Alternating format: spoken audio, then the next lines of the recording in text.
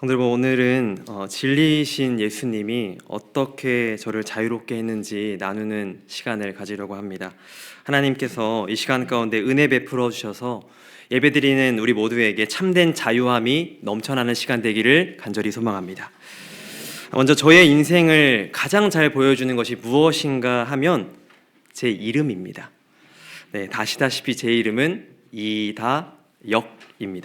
저는 살면서 저와 똑같은 이름을 한 번도 본 적이 없습니다. 혹시 보신 적 있으십니까? 심지어 제 이름을 인터넷에 검색해봐도 동명이인이 한 명도 나오지 않습니다. 대신 뭐가 나오냐면 기차역 이름이 나옵니다. 네, 일본의 카미이다역, 이사이다역, 사람 이름은 안 나옵니다. 여러분, 이런 독특한 제 이름은 마늘다의 역사역이 아니라 불일역을 써서 많이 부려먹어라 라는 뜻을 가지고 있습니다. 오해하시면 안 되는 게 제가 남을 많이 부려먹는 게 아니고 하나님께서 저를 많이 부리신다는 뜻입니다. 이런 놀라운 이름을 붙여주시는 분은 목회를 하고 계시는 부모님이십니다. 부모님께서는 1990년대에 경기도 안양에서 교회를 개척하셨고 지금도 계속해서 사역을 하고 계십니다. 제가 최근에 어머니께 수요 예배에 몇 명이 나오는지를 들었습니다. 총 2명이 나온다고 했습니다. 사실 교회 전체 인원을 합친다고 해도 열 몇 명이 채 되지 않을 것입니다. 하지만 부모님께서는 20년이 넘는 세월 동안 교회를 한결같이 지키셨고 심지어 요즘도 매일 교회 앞에 나가서 전도를 하고 계십니다. 문제는 그런 개척교회에서 자라난 저입니다. 제가 경험한 개척교회를 두 단어로 설명하자면 가난과 가면입니다. 먼저 가난입니다. 제가 어린 시절에 다 생각이 나진 않습니다. 그런데 가장 기억에 남는 것 중에 하나는 우리 집의 위치가 좀 이상했다는 점입니다. 왜 우리 집은 가파른 언덕으로 올라가서 위험한 계단을 지나쳐야 있는 것일까? 왜 우리 집은 하루에 몇 분만 햇빛이 들어오는 반지하에 있는 것일까? 여러분, 왜 그랬겠습니까? 가난 때문이었습니다. 부모님께서는 교회 건물 월세를 내고 나시면 매달 돈이 없으셨습니다. 안타까운 건 아버지께서는 몸이 약하셔서 돈을 벌 수 없으셨다는 점입니다. 아버지는 태어날 때부터 선천적인 심장 질환으로 인해서 17살까지밖에 살 수 없다는 선고를 들은 분이셨습니다. 남들이 뛸 때 숨을 힘겹게 쉬면서 걸어 다녀야 했고 공부도 검정고시를 치를 수밖에 없는 몸 상태와 집안 형편이셨습니다. 하지만 하나님께서는 아버지를 그냥 놔두시지 않으셨습니다. 10대 시절에 죽음을 코앞까지 경험하셨지만 하나님께서는 생명을 연장시켜 주셨습니다. 그래서 아버지는 그 은혜를 마음속에 새기면서 이제 목회자의 길로 걸어가셨던 것이죠. 문제는 이런 몸의 약함과 질병이 교회 사역을 하는 도중에도 계속 나타났다는 점입니다. 아버지께서는 뇌종양으로 인해서 3개월 동안 항생제 치료를 받으시면서 누워 있으셨던 적도 있고 긴급한 심장 수술로 수술대에 오르시기도 했습니다. 저는 아직도 그 장면이 생생합니다. 아버지가 심장 수술을 받고 나오시는데 가족들이 아무도 아버지를 알아보지 못했습니다. 왜냐하면 수술을 받으면서 너무 수혈을 많이 받으셔서 온몸이 퉁퉁 부어 있었던 겁니다. 그때 모습이 생생합니다. 제가 어렸을 때 유독 다른 곳이 아니라 병원에 놀러 간 기억이 많습니다. 생각해보면 아버지는 생사를 오고 갈 때가 많으셨고 어머니는 병간호로 생사를 오고 가고 계셨습니다. 이런 상황이니 집이 가난할 수밖에 없었습니다. 그래서 제가 가장 기억에 남는 음식이 뭐냐면 감자입니다. 감자. 부모님께서는 집에 감자 한 박스를 이렇게 사놓으셨습니다. 어려울 때 그 감자로 먹고 살았던 것이죠. 어머니께서는 참 다양한 감자 요리를 해주셨던 기억이 있습니다. 설탕에 감자를 굴려주시기도 하고 찌기도 하시고 저와 동생이 질리지 않도록 열심히 요리를 해주셨습니다. 아마 저희가 그런 상황을 인식하지 못하도록 노력해 주신 것 같습니다. 사실 어렸을 때는 이런 가난과 어려움을 잘 몰랐습니다. 하지만 점점 자라나면서 우리 집이 그리 넉넉하지 못하다는 것과 무엇보다 제가 목사의 아들이라는 것을 인식하기 시작했습니다. 물론 부모님께서는 제게 목회자 자녀는 이렇게 행동해야 돼 라고 말씀하신 적이 한 번도 없었습니다. 하지만 전 이상하게 어렸을 때부터 남들의 눈치를 참 많이 보면서 자라났습니다. 타인의 시선을 너무 많이 의식하고 또 뭔가 내가 목사님의 아들로서 바르게 행동해야 한다는 압박을 많이 받았습니다. 또한 나의 행동이 부모님의 목회에 영향을 주지는 않을까?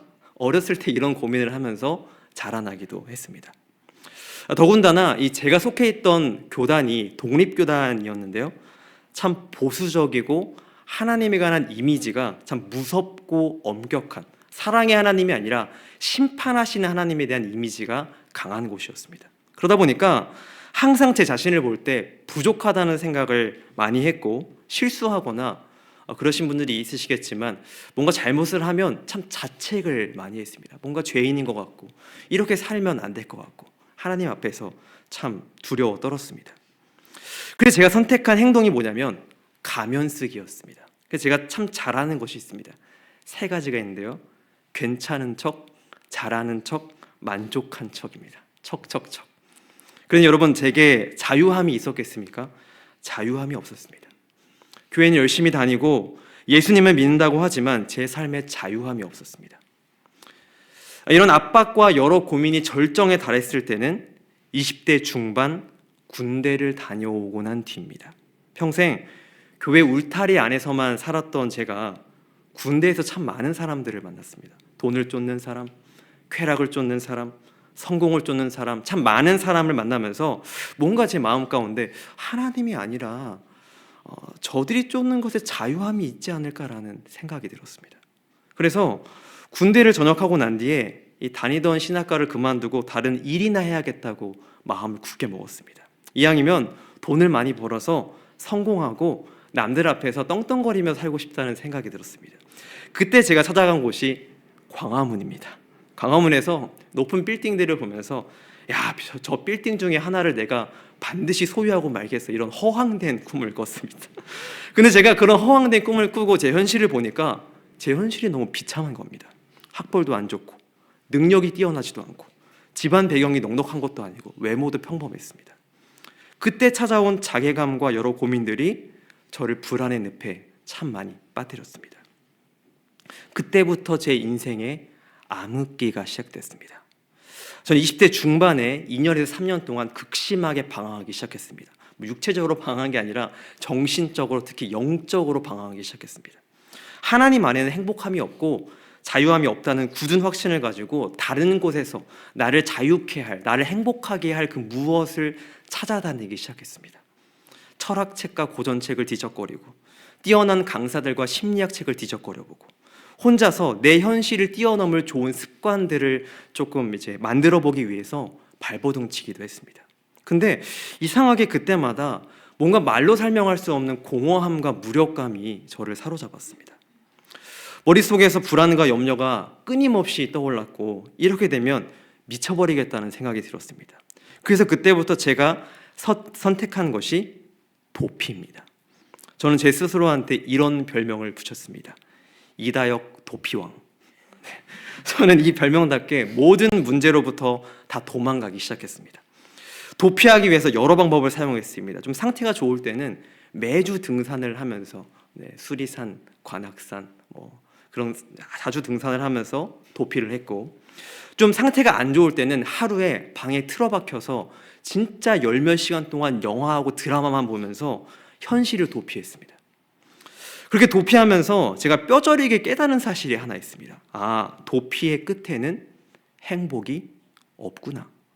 아무리 도피해도 문제는 제 앞에 그대로 있었고 제 삶에는 어떤 자유함도 행복함도 없었습니다. 그러던 어느 날 저는 이렇게 사느니 죽는 것이 오히려 낫겠다는 생각을 했습니다. 그래서 제가 큰 마음을 먹고 찾아간 곳이 마포대교입니다. 이상하게 찾아간 날 안개가 자욱히 껴 있었습니다.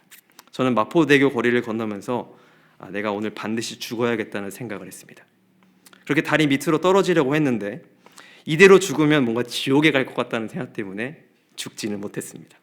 그렇게 집으로 돌아와서 저는 더 좌절하며 영혼의 어두운 밤을 보냈습니다. 근데 여러분, 놀랍고 감사한 사실은 하나님께서 그런 저를 가만 놔두시지 않으셨다는 사실입니다. 오늘 우리가 읽은 말씀과 같이 진리를 알지니 진리가 너희를 자유롭게 하리라. 진리이신 예수님께서 저희를 자유롭게 하시기 위해서 찾아오시기 시작했습니다. 제 짧은 인생을 돌아보니까 진리이신 예수님께서 크게 세 부분을 통해서 자유를 경험시켜 주셨다는 것을 알 수 있었습니다. 첫째는 지식이고, 둘째는 관계를 통해서, 마지막은 상황을 통해서 자유를 경험시켜 주셨습니다.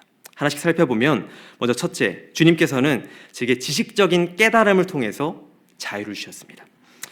제 인생의 어두운 밤을 통과할 수 있었던 가장 첫 번째 깨달음은 인생의 목적에 대한 깨달음이었습니다. 하나님께서는 제가 왜 살아야 하는지, 어떻게 살아야 하는지 몰라서 방황할 때 소요리 문답 1문을 만나게 하셨습니다. 아버지 책장에 꽂혀 있었는데 제가 소요리 1문도 되게 잘 알았습니다. 근데 그날따라 소요리 문답이 눈에 띄었습니다. 그리고 그 문답을 펴봤을 때 그 1문의 내용이 생생합니다. 우리 한번 1문을 같이 한번 읽어보도록 하겠습니다. 시작. 사람의 제일 되는 목적은 무엇입니까? 답입니다. 사람의 제일 되는 목적은 하나님을 영화롭게 하는 것과 영원토록 그를 즐거워하는 것입니다.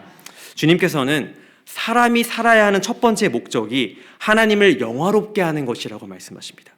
조나단 에드워즈의 하나님의 천지창조 목적을 보면 목적에는 궁극적인 목적과 종속적인 목적이 있다고 말합니다. 신자에게 궁극적인 목적은 언제나 하나님이십니다. 그리고 그 밑에 여러 종속적인 목적을 추구하며 살아갑니다. 그런데 그 궁극적인 목적과 종속적인 목적의 위치가 뒤바뀌는 순간 불행이 시작됩니다. 왜냐하면 사람이 그렇게 만들어졌기 때문입니다. 하나님의 형상으로 만들어진 사람은 주님을 궁극적인 목적으로 삼을 때만 행복할 수 있습니다. 그래서 소요리 문답 1문은 이렇게 말합니다. 사람의 대열되는 목적은 하나님을 영화롭게 하는 것과 그를 영원토록 즐거워하는 것입니다. 그러나 저는 익히 잘 알고 있었던 이 소요리 문답 1문이 머리에 깊이 새겨지는 것을 느꼈습니다. 그리고 그 진리가 저를 자유롭게 하기 시작했습니다. 하지만 주님께서는 저를 자유롭게 하시기 위한 작업을 멈추지 않으셨습니다. 특히 제 정체성, 참 불안하고 자책하며 어두운 제 정체성을 성경적인 진리로 올바르게 가르쳐 주셨습니다. 어떻게 가르쳐 주셨는가?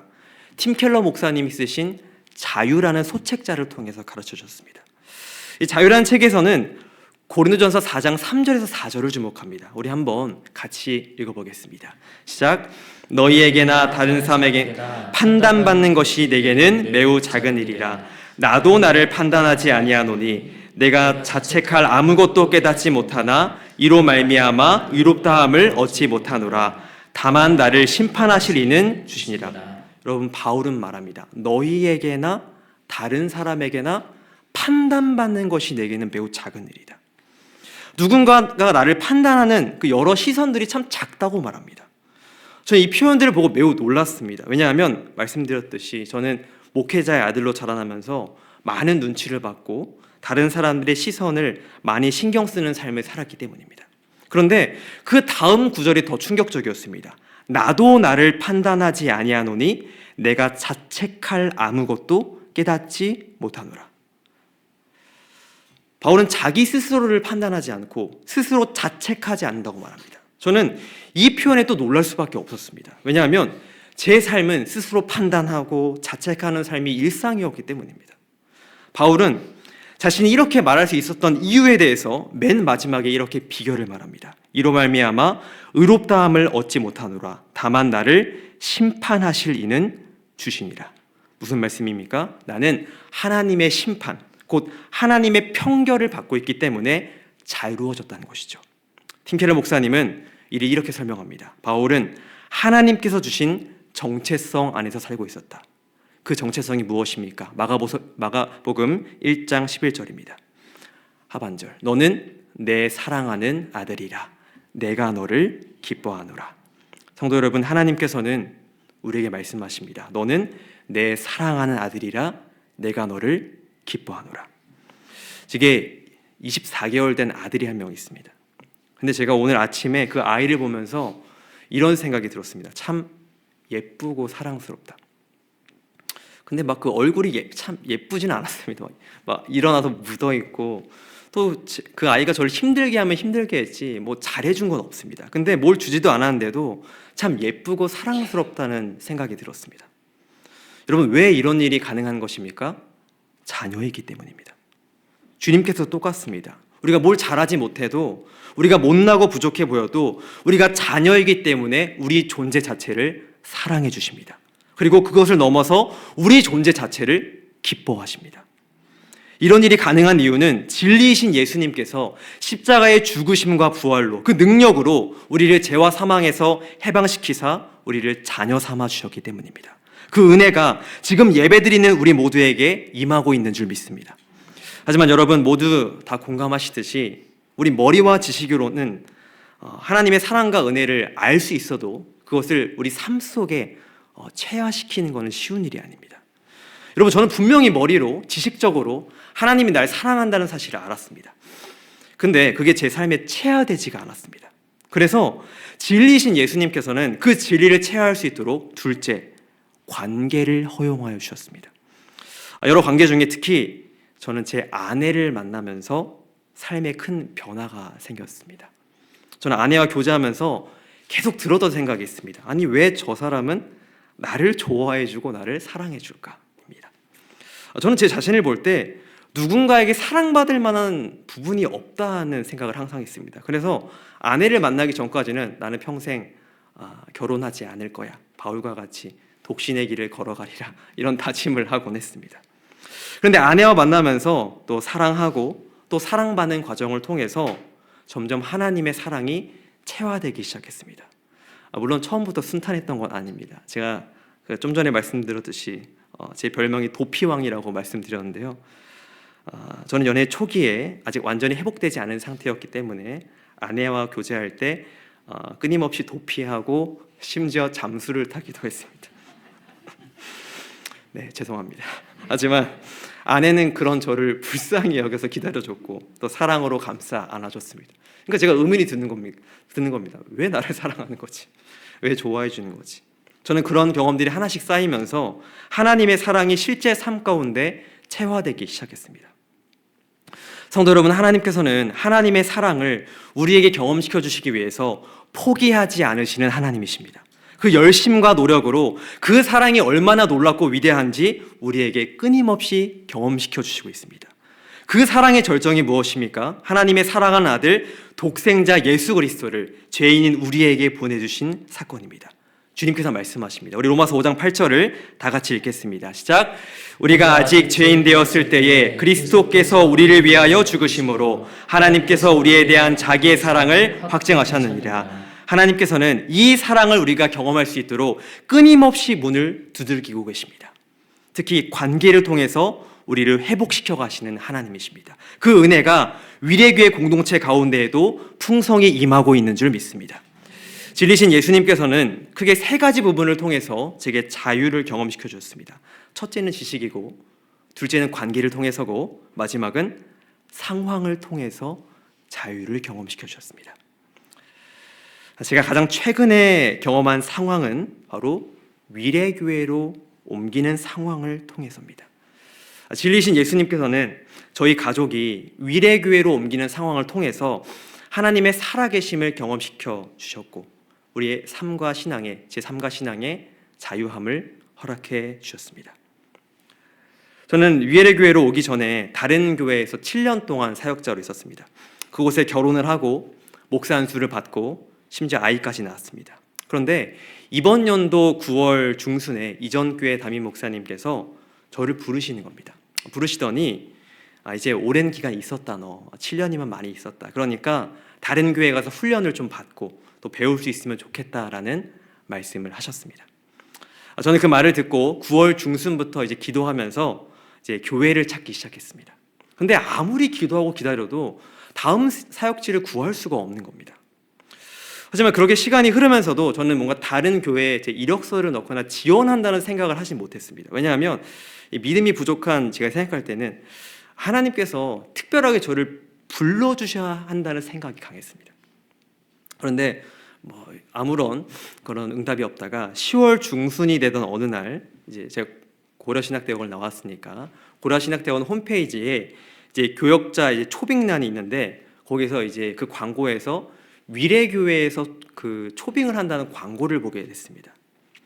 근데 그 광고를 보는 순간 뭔가 그 위례교회라는 그 단어가 그 교회가 제 마음에 쑥 들어오는 겁니다. 그래서 아내한테도 그렇고 동기 형한테도 이상한데 이게 위례교회가 마음에 들어온다. 그래서 홈페이지 들어갔는데 담임 목사님도 너무 좋아 보이시고 이거 실제 네. 네. 좋으시고 또 다른 부목사님들도 너무 인상이 좋으시다. 제가 이제 이렇게 말을 했습니다. 하지만 저는 이제 위례교회에 지원한다는 생각은 안 했습니다. 왜냐하면 뭔가 제가 이력서를 넣고 이제 지원을 한다는 것 자체가 제 개인적인 노력과 어떤 열심이 아닌가라는 생각 때문에 이제 지원서를 넣지 않았습니다. 그렇게 어영부영하면서 2주가 흘러서 10월 말이 되었습니다. 그 사이 뭔가 근데 제 마음 가운데 이 위례교회에 대한 마음이 점점 더 커지게 됐습니다. 그래서 자꾸 제가 위례교회 홈페이지에 와서 그 담임 목사님 설교를 이제 듣는 겁니다. 그래서 어떤 설교를 이제 들었냐면은 이제 가을 특세 설교를 제가 찾아 듣기 시작했습니다. 근데 그 중에서 제가 어떤 설교를 이제 듣게 되냐면 베드로가 무리를 걷는 설교를 이제 들었습니다. 그래서 목사님께서 막 설교를 하시다가 설교를 마치기 한 5분 전쯤에 목사님께서 갑자기 이런 말씀을 하시는 겁니다. 근데 오해하면 안 되는데 우리가 중요한 결정이나 선택을 할 때는 모험이 아니라 순종입니다 라고 얘기를 하셨습니다. 베드로도 주님의 음성을 듣고 무리를 걸어왔다. 그러니까 중요한 결정이나 선택을 할 때는 순종을 해라라고 말씀을 하셨습니다. 그 순간 뭔가 그 순종이라는 단어가 제 머리를 땡 하고 울리는 것 같았습니다. 근데 이렇게 울리는 순간 제가 고개를 가로저었습니다. 그래도 내가 위례교회 지원할 수는 없지. 이건 내 개인의 노력과 판단이야. 그렇게 생각하면서 제가 고개를 가로저으면서 책상에 앉았습니다. 책상에 앉아서 제가 이제 다음 주 청년부 설교를 준비하려고 책을 폈습니다. 근데 이상하게 또 그날따라 책의 그 주제가 순종인 겁니다. 이거 하필 또 순종이냐? 그래서 제가 순종이라는 단어를 보면서 다시금 고개를 가로저었습니다. 질 수 없어. 이건 내 판단이야. 내가 가고 싶은 마음이야. 이거 하나님의 부르심이 아니야. 그래서 고개를 가로저으면서 내가 매일 읽는 책이나 읽자라고 하면서 제가 매일 읽는 책을 폈습니다. 오스왈드 챔버스의 주님은 나의 최고봉인데요. 딱 펼쳤는데 이상하게 또 순종이라는 단어가 탁 튀어 올라오는 겁니다. 그렇게 제가 순종이라는 단어를 3번이나 마주쳤을 때 이런 생각이 들었습니다. 순종해야겠구나. 그래서 제가 그때 위례교회 이력서와 지원서를 보냈습니다. 근데 뭔가 제가 그 이력서를 보내면서도 제 마음에 이게 썩 내키지는 않았나 봅니다. 그래서 보통 제가 그런 사람이 아닙니다. 그래서 그 이력서를 보낼 때 보통 증명사진을 붙이지 않습니까? 근데 제가 왜 그러는지 모르겠는데 즉석에서 셀카 사진을 찍어서 셀카 사진을 붙여서 보냈습니다. 네. 그렇게 지원서를 보냈는데 위례교회에서 잘 받았다는 메일이 왔습니다. 근데 면접을 보라는 연락이 안 오는 겁니다. 한 주가 지나면 보통 오는데 2주가 지나도 연락이 안 왔습니다. 금요일이 되었습니다. 그래서 저는 깨달았습니다. 내가 하나님의 음성을 착각했구나. 그냥 내 생각 속에 빠져서 지원서를 보낸 거구나. 그러면서 이제 또 극단으로 치닫기 시작했습니다. 주님, 저를 안 불러주시니까 믿음이 연약한 저는 사역을 그만두겠습니다. 정말 제가 계속해서 사역을 하기 원하신다면 저를 불러주십시오. 근데 놀랍게도 이런 기도를 드렸는데 전화가 한 통이 오는 겁니다. 제 동기한테 전화가 왔습니다. 다효가 너 사역지 구했냐? 그래서 제가 아니라고 했습니다. 그랬더니 강남에 있는 A교회에 이력서를 넣어보라는 말을 했습니다.